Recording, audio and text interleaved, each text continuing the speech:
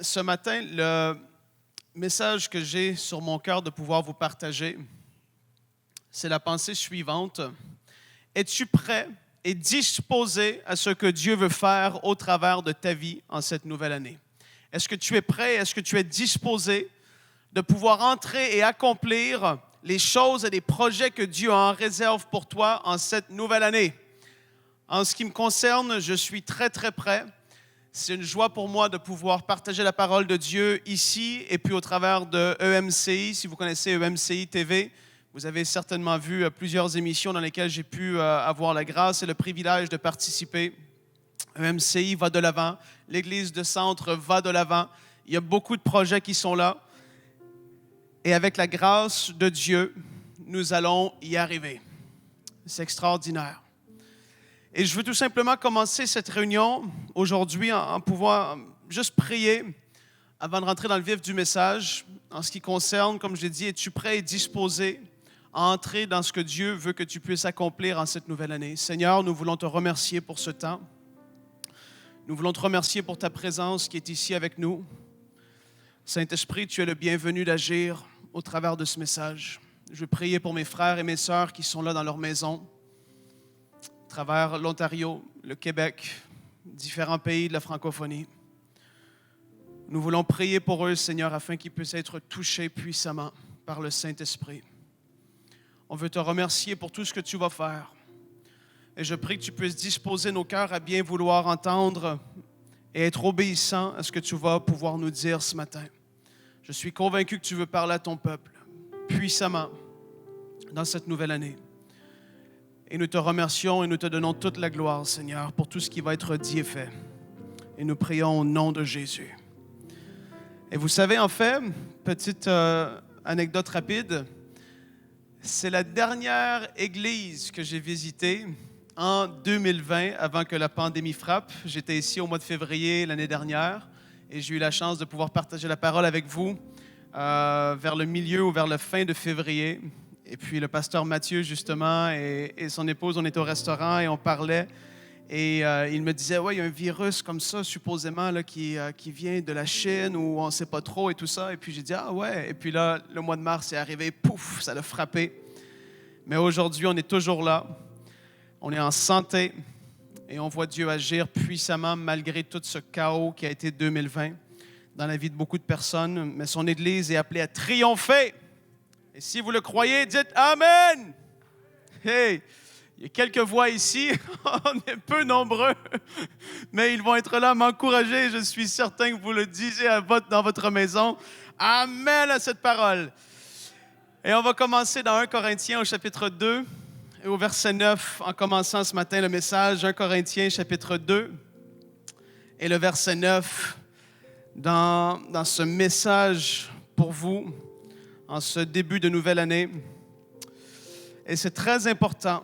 C'est un message qui ne se donne pas juste en début d'année. C'est un message qui se donne à longueur d'année.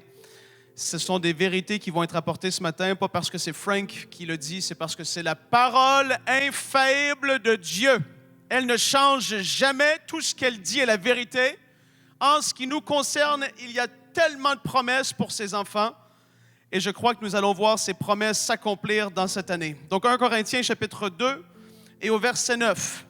La parole déclare, « Mais comme il est écrit, ce sont des choses que l'œil n'a point vues, que l'oreille n'a point entendues et qui ne sont point montées au cœur de l'homme. Des choses que Dieu a préparées pour ceux qui l'aiment. » Et au verset 10, ça continue, « Dieu nous les a révélées par l'Esprit, car l'Esprit sonde tout, même les profondeurs de Dieu. » Dieu a des choses et il avait des choses, surtout à l'époque de l'Église primitive. La parole de Dieu n'avait pas été écrite encore. Ils n'avaient pas cette parole entre les mains. C'est tellement une grâce et un privilège de pouvoir avoir la parole de Dieu sous nos yeux, de pouvoir la méditer, la lire, d'être fortifié, encouragé au travers de elle. Et là, ici, c'est l'apôtre Paul qui lui-même a reçu des révélations puissantes. Et l'apôtre Paul, en fait, il n'a pas été auprès de Jésus pendant qu'il était dans son ministère terrestre comme les apôtres l'ont été. Mais il a reçu les choses qu'il connaît, qu'il enseigne par révélation il les a reçus du Seigneur Jésus lorsqu'il a été visité et évidemment par révélation de la part du Saint-Esprit. Et là, ici, il dit qu'il y a des choses que nos yeux n'ont point vues, nos oreilles n'ont point entendues, des choses que Dieu a réservées pour ceux qui l'aiment. Et là, on va aller lire un autre verset qui va un peu dans cette même direction. C'est un verset qui m'a un peu bouleversé en la fin de l'année passée. Éphésiens, s'il vous plaît, chapitre 1, je vais lire à partir du verset 16, mais c'est surtout à partir du verset 18 qu'on va se concentrer. Éphésiens 1, verset 16, c'est un passage que j'ai souvent lu, mais que Dieu m'a vraiment parlé fortement par rapport à ce verset. Et la parole dit, c'est encore l'apôtre Paul qui écrit, « Je ne cesse de rendre grâce pour vous, faisant mention de vous dans mes prières, afin que le Dieu de notre Seigneur Jésus-Christ, le Père de gloire, vous donne un esprit de sagesse et de révélation dans sa connaissance, et qu'il illumine les yeux de votre cœur pour que vous sachiez quelle est l'espérance qui s'attache à son appel.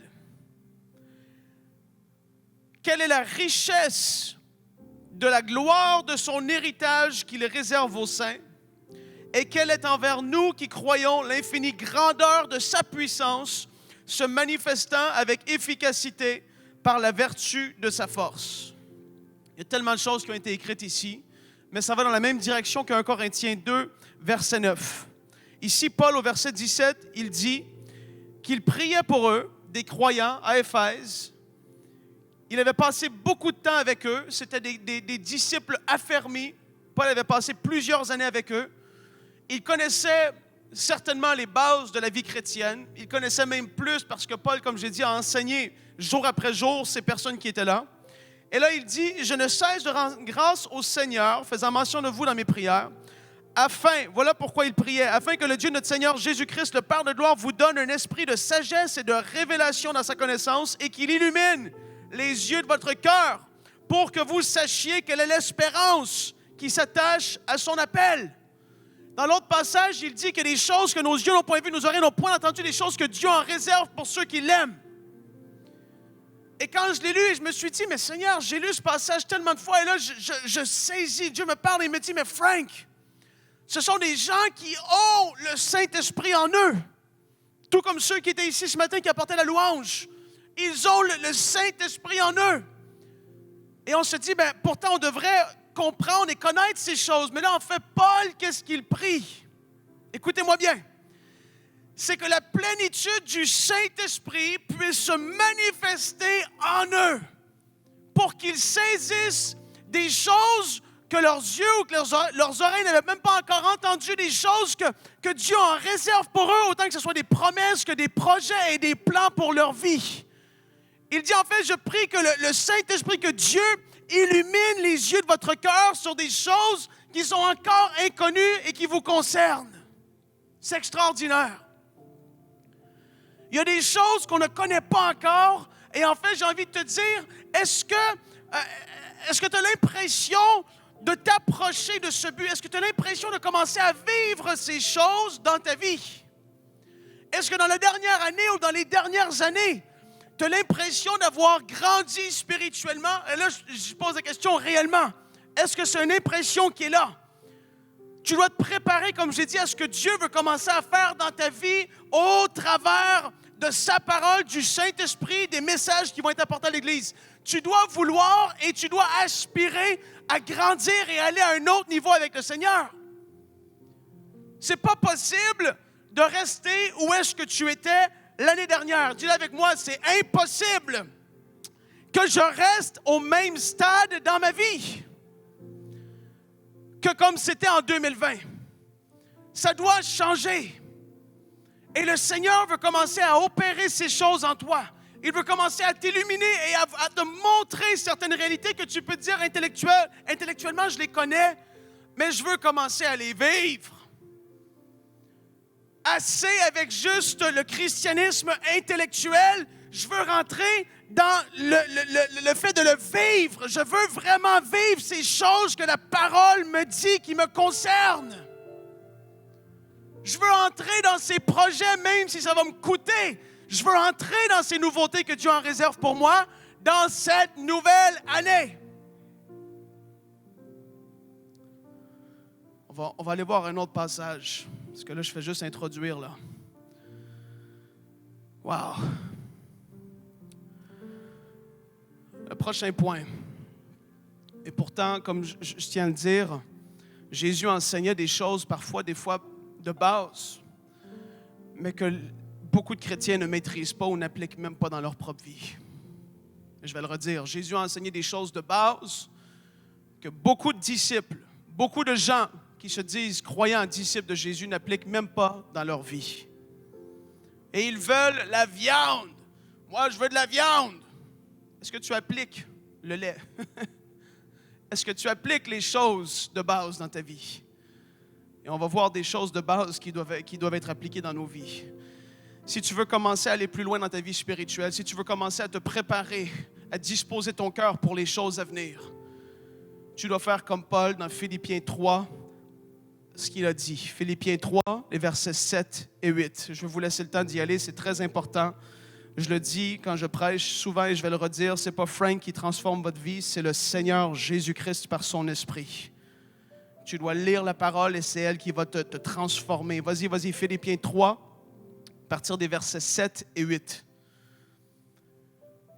La parole de Dieu déclare: mais ces choses, et là c'est Paul qui parle, mais ces choses qui étaient pour moi des gains, c'est-à-dire des choses qui faisaient de moi quelqu'un. Paul avait listé une longue liste dans les versets avant, qui faisait de lui quelqu'un selon ce monde actuel. Les gens pouvaient regarder Paul et se dire, mais Paul, c'est Paul le pharisien, c'est pas n'importe qui. Il connaît la parole, il connaît la loi parfaitement, il l'applique parfaitement. Hébreu, né d'Hébreu. Et Paul, en fait, il était, entre guillemets, intouchable selon ce monde.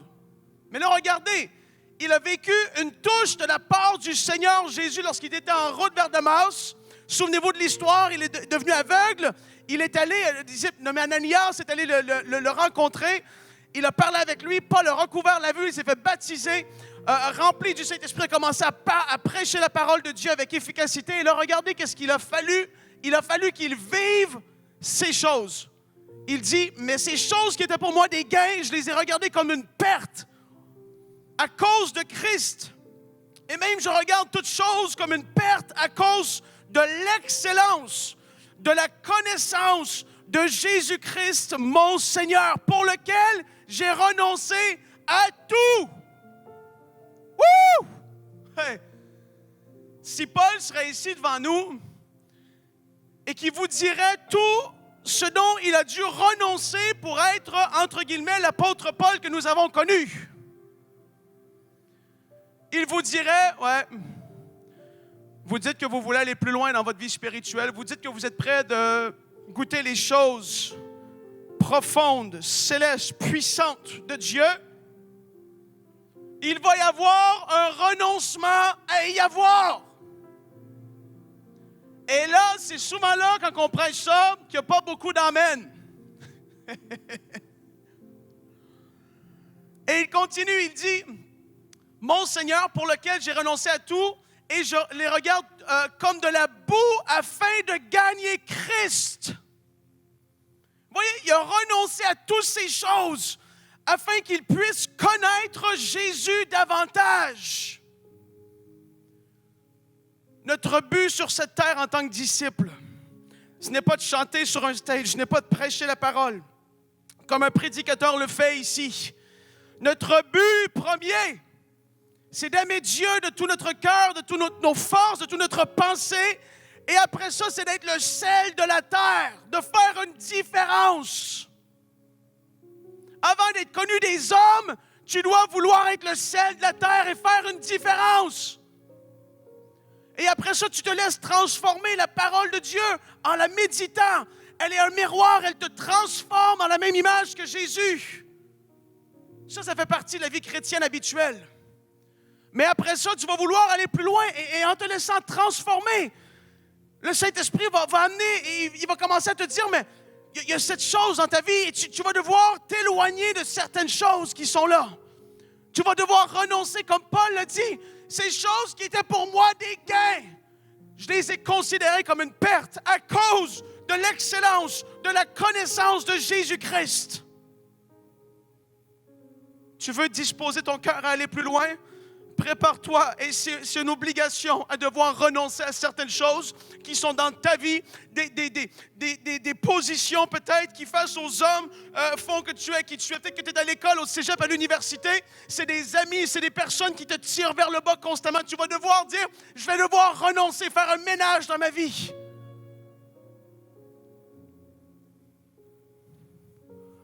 Paul est passé par là. Pourquoi est-ce que nous, on n'aurait pas passé par là? Et plus que Paul, Jésus lui-même est passé par là. Regardez ici dans Jean, chapitre 5 et le verset 19. C'est un passage tellement extraordinaire. Quand on prend le temps de méditer et de voir ce que Jésus a dit. Jean 5, le verset 19. La parole dit, Jésus reprit donc la parole et leur dit, en vérité, je vous le dis, le Fils ne peut rien faire de lui-même. Il ne fait que ce qu'il voit faire au Père, et tout ce que le Père fait, le Fils aussi le fait pareillement. Wouhou! Wow! Et je vous lis la version Sommaire. Regardez bien le mot, j'aime tellement. La version Sommaire. Jésus répondit à ses reproches en leur disant, vraiment, je vous l'assure, écoutez bien, le Fils ne peut rien faire de sa propre initiative. Combien de fois est-ce qu'on a initié des choses dans nos vies qui ne venaient pas de Dieu? Et même on a initié le péché dans nos propres vies. On a initié la débauche. On a initié des choses qui allaient repousser les gens de Dieu. Regardez le total abandonnement de Jésus au Père. Il a dit, je ne peux rien faire par moi-même. On le sait que lorsqu'il est entré dans le ministère, entre guillemets, il allait dans le bois, il priait, il cherchait la face de Dieu. Et pendant qu'il cherchait la face de Dieu, Dieu lui parlait et lui disait, il lui révélait des choses. Voici, tu dois aller là, tu dois faire telle et telle chose. Serviteur de Dieu, nous devons chercher la face et la volonté de Dieu plus que jamais. Jésus a dit, je ne fais rien par moi-même, je fais juste ce que je vois le Père faire. Jésus, le parfait modèle, celui à qui nous devons aspirer, à qui nous devons ressembler, celui, quand les gens nous voient, ils doivent dire, mais c'est comme si je connais, dans cette nouvelle année, je veux que les gens disent de toi, mais je ne reconnais plus Sylvie, mais c'est qui Paul? Il n'était pas comme ça avant. Frank a changé. Je veux quand je vais revenir à l'église Le Centre, vous dites, Frank a changé. La gloire de Dieu resplendit plus puissamment autour de lui. Pas par lui, par ses propres forces, mais parce que la parole de Dieu va m'habiter plus puissamment, parce que je vais avoir passé du temps avec lui et je vais resplendir de sa gloire. Pierre n'était plus le même après la Pentecôte. Il marchait et les malades étaient guéris. Mais on aurait dit, mais Pierre, qu'est-ce qui s'est passé avec lui? On le voyait, il a renié Jésus. Et là, il marche et les gens sont guéris. Il y a de quoi de nouveau avec Pierre. Il faut que ça soit ton partage cette année. S'il te plaît, Seigneur, on prie que ça soit notre partage dans ces prochains mois, cette nouvelle année. Nous prions au nom de Jésus. Je prie qu'ils disposent leur cœur davantage. Père, que je puisse disposer mon cœur davantage. On est tellement loin du but encore. On a du chemin à faire. Le plus difficile dans tout ça, ce n'est pas de savoir ce qu'on doit faire. Le plus difficile dans tout ça, c'est même pas d'entendre la voix de Dieu. Le plus difficile dans le fait de préparer son cœur à accomplir les desseins et les volontés de Dieu,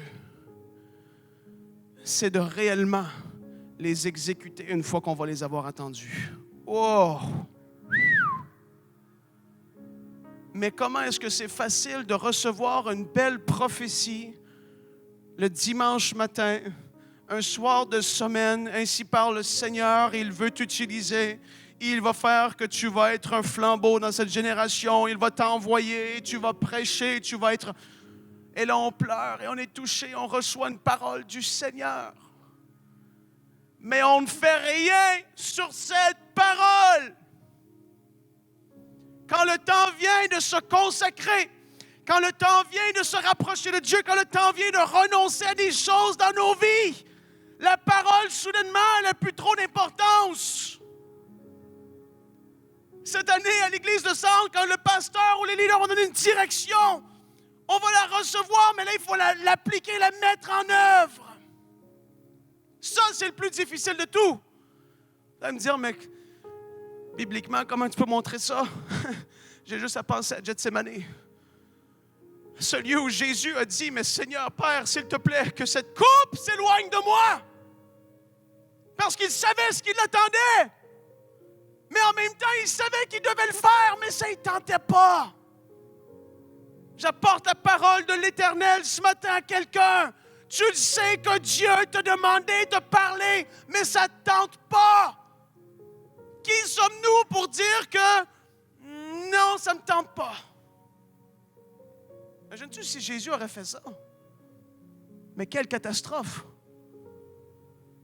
Et il s'est retrouvé dans ce lieu, tellement un lieu de pressoir, un lieu où la volonté de Dieu, où il devait dire oui ou non. C'était le lieu de décision. Où est-ce qu'il allait se relever de ce moment intense de prière et où il allait dire, Seigneur, en son cœur, il allait dire, Père, je vais y aller. Aujourd'hui, le Seigneur parle à quelqu'un et il te dit, vas-y. Vas-y, arrête. Arrête de repousser, arrête. Arrête. Ça fait 3 ans qu'il t'a parlé, 4 ans, 5 ans, il t'a même pas bougé le petit doigt encore. À cause de la peur, de la perte de sécurité, à cause de toutes sortes de raisons. Vous savez, Pierre, quand il était venu le temps de suivre Jésus, c'est le fun quand tout va bien et quand ça paraît bien. Et quand on se dit devant les autres qui sont là, on se dit, mais moi, je suis un disciple. Et là, quand que ça devient chaud et que le feu pogne et que Jésus se fait arrêter pour se faire crucifier, se faire juger évidemment par le Sanhédrin, et là, Pierre dit non, moi, je ne le connais pas. Finalement, suivre Jésus, c'était plus aussi facile que ce l'était quand on arrivait dans les villes et où les miracles se passaient. Là, on a un rôle à jouer. On a à assumer notre position. On a à assumer qui nous sommes. On a à assumer l'appel qui est sur notre vie. Et Pierre avait dit à Jésus, mais je vais aller jusqu'au bout pour toi. Et ça me fait penser aux chrétiens les dimanches matins. Oh, je donnerai ma vie pour toi. Comment est-ce qu'on est comme Pierre des fois? Seigneur, aide-nous. Quand il est venu le temps, Pierre a su. Non, je ne le connais pas. Je ne le connais pas. Mais merci Seigneur pour sa grâce. Merci Seigneur pour le revêtement de puissance de la Pentecôte. Merci Seigneur pour sa grâce qui se manifeste dans nos vies, dans les moments de faiblesse. Oh my! Combien de fois est-ce que j'aurais pu dire au Seigneur, Seigneur, j'ai pas envie, c'est trop difficile intellectuellement, c'est trop difficile.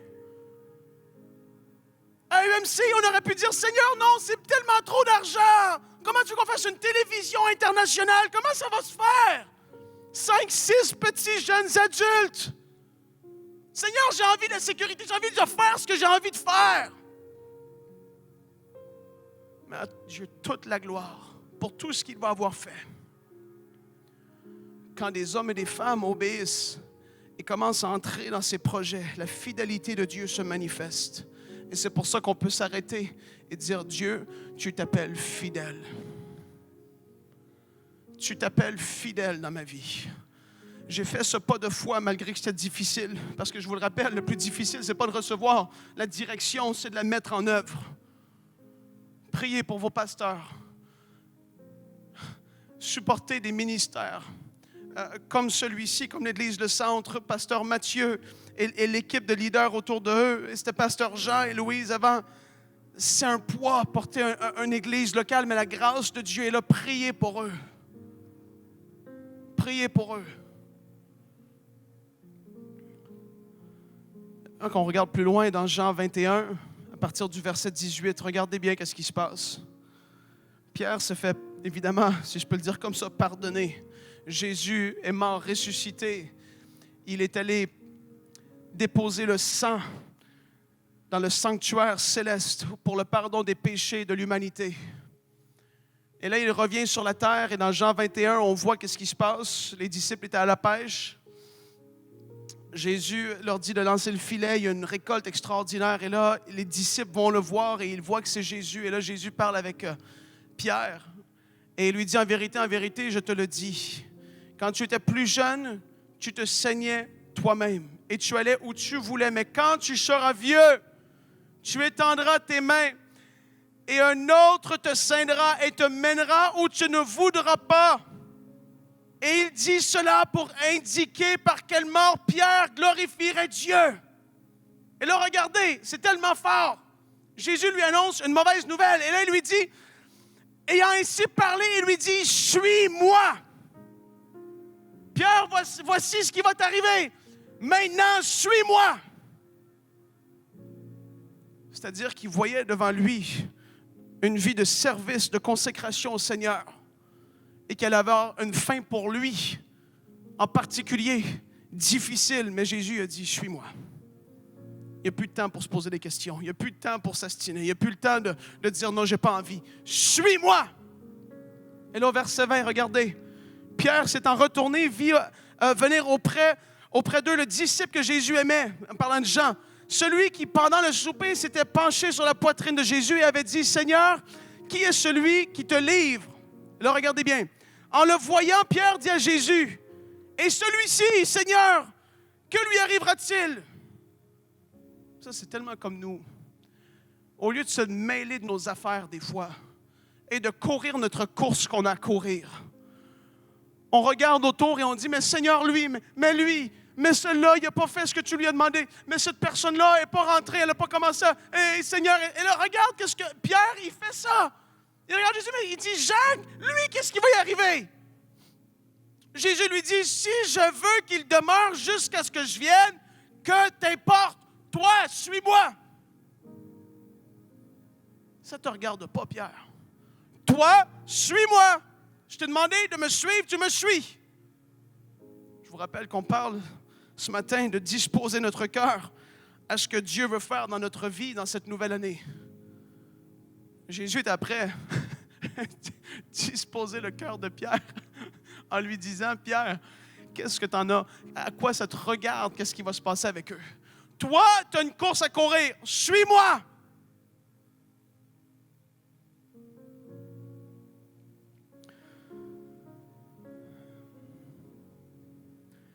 Je vais encourager quelqu'un en cette nouvelle année. Avant de rentrer dans ces nouvelles profondeurs que le Seigneur veut nous révéler. Souvenez-vous, au début, j'ai dit que la plénitude du Saint-Esprit veut se manifester dans la révélation. Dans la révélation de la parole de Dieu, des projets de Dieu, de ses promesses, de toutes ces choses. Le Saint-Esprit est en toi, mais en fait, tu as juste goûté. C'est comme si tu as rentré le bout de tes pieds dans l'eau. Pour beaucoup de chrétiens, ils sont juste rentrés un petit peu dans l'eau et ont vécu des moments avec le Saint-Esprit. Absolument. Mais en fait, vous êtes juste aux chevilles, en fait. Vous n'êtes pas entré dans les choses profondes que lui, en dedans de vous, connaît et qu'il peut vous révéler. Quand le Saint-Esprit se manifeste dans sa plénitude, tu rentres dans le surnaturel. Tu rentres dans les dons de l'Esprit. Tu entres dans une foi tellement plus ferme. La parole de Dieu, tu la vois différemment. Tu agis différemment. Tu lui laisses la place de prendre sa place, en fait. Et les dons de l'Esprit, et le don de l'Esprit, le fruit de l'Esprit, excuse-moi, commence à se manifester. La personne qui était colérique devient douce. La personne qui était constamment dans le doute devient remplie de foi. La personne qui marchait dans la haine commence à marcher dans l'amour. Ça, c'est quand l'Esprit de Dieu qui est en vous commence à se manifester avec plus de force. Je le répète et je le répéterai. C'est impossible que cette année soit pareille que l'année dernière dans ma vie personnelle. Je refuse que ça reste comme ça. Écoute-moi bien. Je refuse, je parle pour moi, Dis-le avec moi, je refuse que ça reste ainsi.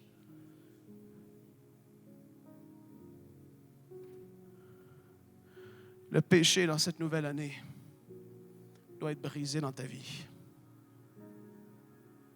C'est plus possible de marcher dans le péché et de penser qu'on peut s'en sauver.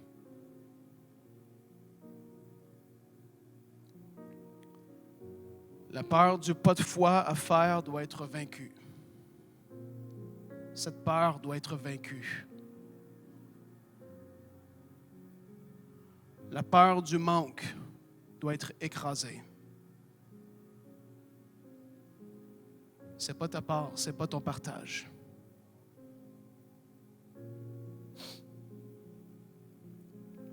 Et dans cette nouvelle année, je veux inviter chacun de nous à mourir à soi-même et à mourir à nos projets et à nos plans qui n'étaient pas divins, qui ne venaient pas de Dieu, qui étaient inspirés de notre chair tout simplement et que nous savons que nous sommes hors de la volonté de Dieu en faisant ces choses.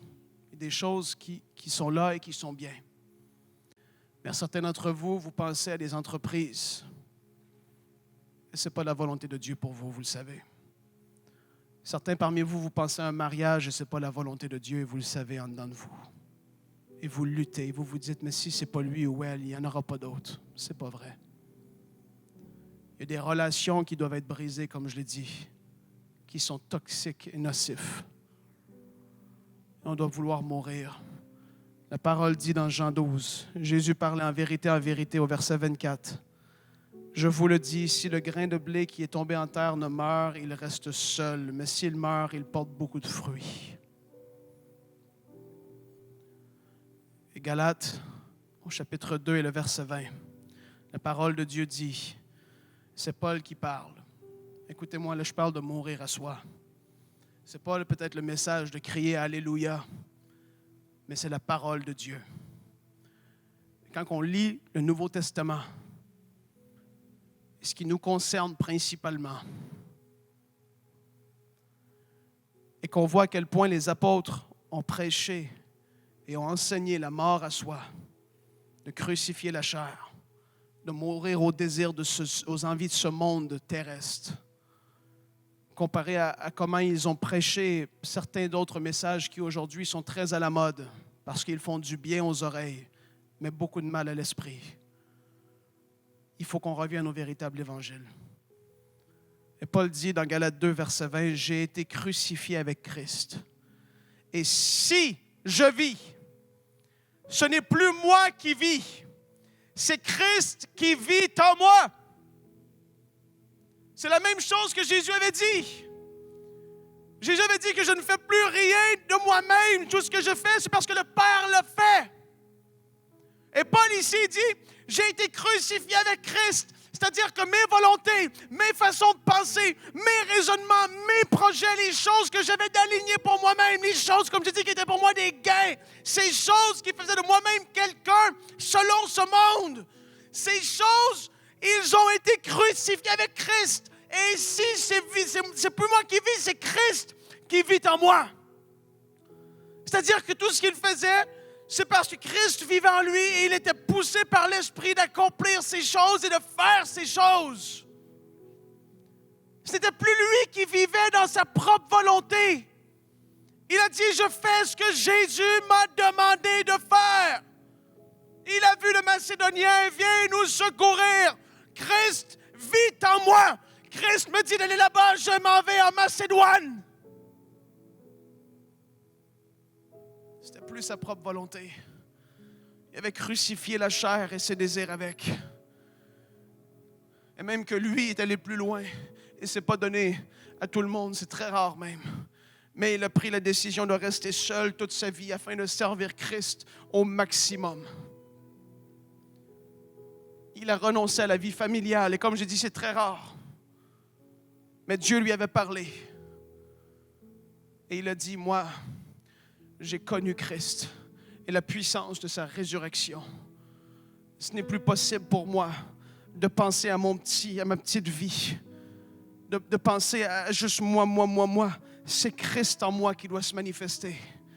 Dans cette nouvelle année, Christ en toi va devoir se manifester. Quand tu vas aller peut-être mettre de l'essence, tu vas voir un malade, tu vas prier pour lui. Christ en toi va vivre.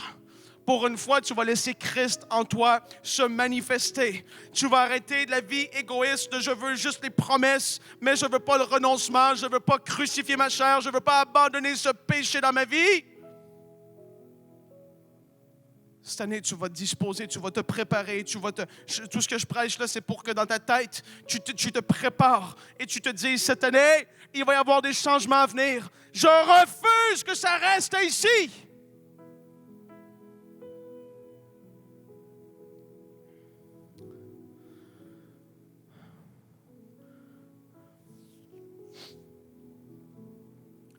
Tu dois découvrir les choses que Dieu en réserve pour toi. Et même collectivement pour cette Église, pour l'Église en général, Dieu veut te les révéler. Tu vas devoir renoncer à tes propres désirs si ceux-ci ne sont pas en accord avec la parole de Dieu et ses plans pour ta vie. Deuxième point. Troisième point, tu vas devoir aspirer à accomplir les choses que Dieu veut que tu fasses, que tu puisses accomplir, tout comme Jésus l'a fait. Jésus a arrêté quand le temps était venu pour lui. Mais moi, je crois que même lorsqu'il faisait peut-être des tables et des choses très simples, il était continuellement en communion avec le Père. Il parlait, il se laissait diriger, il se laissait même former. Souvenez-vous, il avait décidé de mettre de côté sa divinité pour être 100% homme ici sur terre, malgré qu'il était 100% Dieu. Mais il a dit, moi, je veux être comme un homme sur cette terre pour leur montrer que c'est possible. Il se laissait former par le Père. Il se laissait diriger par lui. Tu dois être prêt à crucifier la chair et ses désirs et être prêt à payer le prix pour voir ces choses s'accomplir dans ta vie. Et ça va demander des heures peut-être à genoux. Ça va demander à ce que tu sois ardemment à la recherche de la volonté de Dieu peut-être pour ta vie parce que tu ne la connais peut-être pas encore. Mais à partir d'aujourd'hui, les choses vont changer. Et cette semaine, et tu ne vas pas attendre un mois, aujourd'hui, plus tard dans la journée, demain, tu vas commencer à prier cette même prière. Seigneur, illumine les yeux de mon cœur. Montre-moi des choses que je ne connaissais pas auparavant. Montre-moi des choses concernant ma famille, concernant ma propre vie. Je veux aller plus loin avec toi. Transforme-moi. Esprit de Dieu, s'il te plaît, illumine les yeux de mon cœur. Je suis resté dans la même connaissance biblique depuis des années et je ne vis rien. Je veux que tu fasses que cette parole devienne vivante en moi et dans ma vie. Commence à prier comme ça. Vois ce que Dieu va faire. Je termine avec un verset. 1 Jean chapitre 3, les versets 6 à 11. Et ça c'est du verset, hein? C'est du gros calibre. Et c'est l'apôtre Jean qui écrit, et que si ce ne serait pas écrit dans la Bible, et si je le prêcherais ici devant vous, il y en aurait beaucoup qui me diraient que je suis un légaliste. Et très dur. Mais c'est la parole de Dieu. Et je veux encourager et exhorter quelqu'un aujourd'hui. Regardez bien 1 Jean chapitre 3, versets 6 à 11. Quiconque demeure en lui ne pêche point. C'est-à-dire ne pratique pas le péché régulièrement. Quiconque pêche ne l'a pas vu et ne l'a pas connu. Petits enfants, que personne ne vous séduise. Celui qui pratique la justice est juste. C'est-à-dire nous, en tant qu'enfants de Dieu, nous pratiquons ce qui est juste. Et nous savons par là que nous sommes justes. Comme lui-même est juste. Mais celui qui pêche, comme je l'ai dit, qui pêche régulièrement, il est du diable. Car le diable pêche dès le commencement. Et le Fils de Dieu a paru afin de détruire les œuvres du diable. Quiconque est né de Dieu ne pratique pas le péché. Vous voyez, il ne pratique pas le péché. Parce que la semence de Dieu demeure en lui. ou en elle, et il ne peut pécher, c'est-à-dire pratiquer le péché régulièrement, parce qu'il est né de Dieu. C'est par là que se font reconnaître les enfants de Dieu et les enfants du diable. Quiconque ne pratique pas la justice n'est pas de Dieu, non plus que celui qui n'aime pas son frère. Car ce qui vous a été annoncé et ce que vous avez entendu dès le commencement, c'est que nous devons nous aimer les uns les autres. Je veux que tu puisses te préparer et te disposer au retour de Jésus. Et même dans Galates 5, quand on lit à partir du verset 18 à peu près, 17-18, Paul va énumérer une longue liste de péchés. Et il va dire que ces gens qui pratiquent ces choses volontairement, ils ne vont pas hériter du royaume de Dieu. Vous pourrez mettre l'explication que vous voulez. Moi, ce que je vois noir sur blanc, c'est ce qui est écrit. Et il écrivait à des gens qui étaient nés de nouveau, qui se disaient croyants, qui suivaient Jésus. Je veux t'encourager à délaisser le péché. Le Saint-Esprit va éclairer des endroits dans ta vie quand tu vas commencer à prier. Peut-être que même tout de suite en parlant, tu le sais. La Bible dit que Dieu lui-même, par son esprit, nous sanctifie. C'est-à-dire qu'il nous révèle des choses dans nos vies qui ne devraient plus être là. Il nous révèle des endroits dans nos vies qui, ces choses doivent changer. Il y a des choses ça doit arrêter dans ta vie. Au début, c'est des grandes choses, des grosses affaires. Mais après ça, c'est de plus en plus précis. Ta façon que tu parles à ton mari, à ta femme. La façon dont tu traites les gens autour de toi. Et en fait, il nous sanctifie par son esprit. Il nous révèle des choses dans nos vies qui doivent changer. Et je t'encourage et je prie de tout mon cœur que tu arrêtes de jouer avec le péché. Et je le sais et c'est un fait. C'est un fait que si l'enlèvement aurait lieu aujourd'hui, il y aurait beaucoup de gens dans les églises qui seraient surpris de savoir qu'ils ne sont même pas enlevés parce qu'ils sont simplement des grands religieux.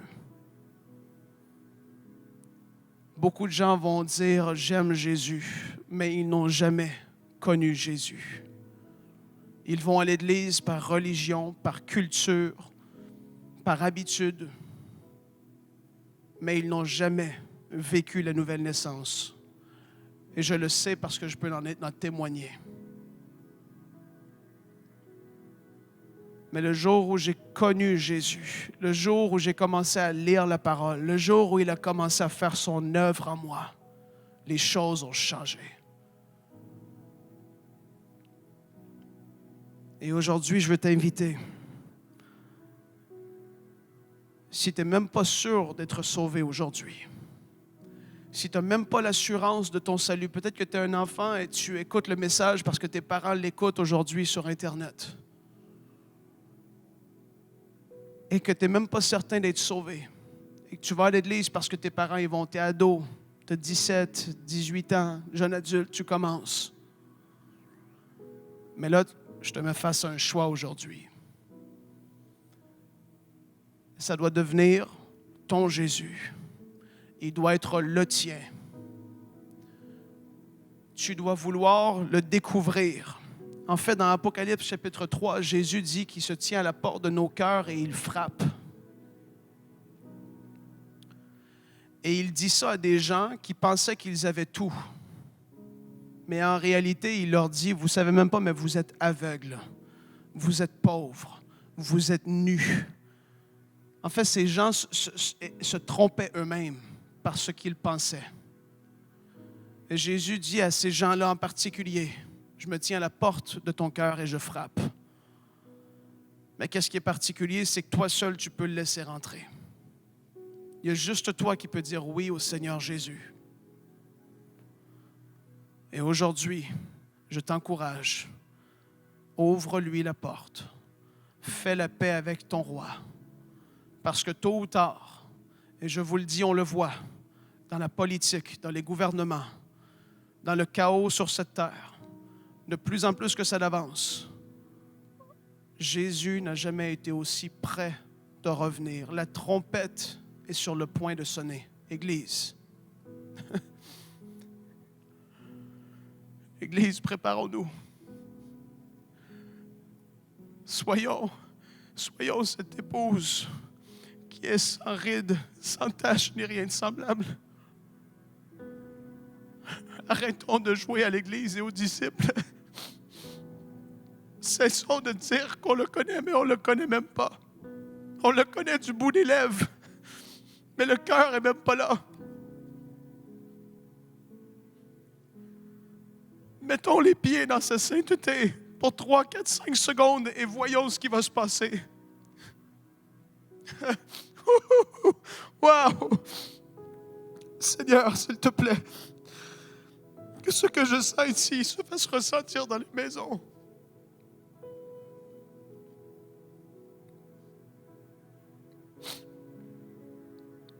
Le réveil est là. Le réveil, c'est en toi. Va dans sa présence et vois ce qu'il va faire. Vois ce qu'il va faire.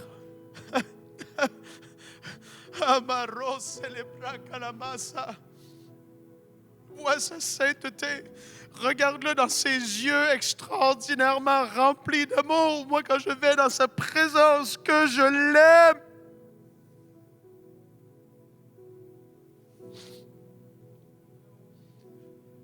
Ne soyons plus des disciples du bout des lèvres, s'il te plaît.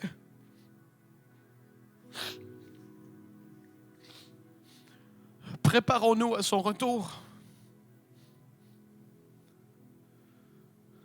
Préparons-nous à son retour. Ne joue plus avec le péché. Malomboro celebro kamalasa. Seigneur Jésus, nous t'aimons et nous t'avons remplacé par tellement de choses. L'Église sur cette terre t'a remplacé par tellement de choses, par tellement de divertissements, par toutes sortes d'applications, par toutes sortes de gadgets. Seigneur, que cette Église soit connue pour l'amour fervent qu'elle a pour toi et pour les uns et les autres. Seigneur, qu'elle soit connue pour cela. Je prie pour une atmosphère de réveil dans ce lieu. Je prie pour une atmosphère de réveil dans cette Église, dans cette communauté. Je prie pour une soif nouvelle de connaître l'agneau de Dieu. Parce que c'est ce que tu fais, Saint-Esprit, tu nous pousses à aller à Jésus. Et toi, Jésus, tu nous pousses à donner la gloire au Père. Et vous fonctionnez tellement bien ensemble. Vous êtes un. C'est extraordinaire. Qu'il y ait un vent de réveil dans cette Église dans les semaines à venir. Qu'il y ait des péchés de confesser publiquement dans cette Église dans les semaines à venir, comme dans les réveils d'autrefois. J'en ai rien à faire de ce que le monde peut penser ou de ce que l'Église, entre guillemets, actuelle pourrait penser. C'est ce que tu fais dans les réveils. Tu pousses ton peuple à la repentance. Tu pousses ton peuple à se sanctifier. Tu pousses ton peuple à se préparer pour le retour de Jésus comme l'Église primitive le faisait. Seigneur, qu'il y ait des décisions, qu'il y ait des gens qui crucifient la chair comme jamais auparavant, que cette jeunesse, que les jeunes adultes de cette Église poussent les chrétiens plus âgés à se motiver, à être à genoux pour le Seigneur. Seigneur, que les plus âgés soient réveillés comme jamais auparavant. Qu'il y ait un souffle de réveil, je te prie. Yes. Amen. Seigneur, nous t'adorons. À toi toute la gloire. Extraordinaire, Seigneur de gloire.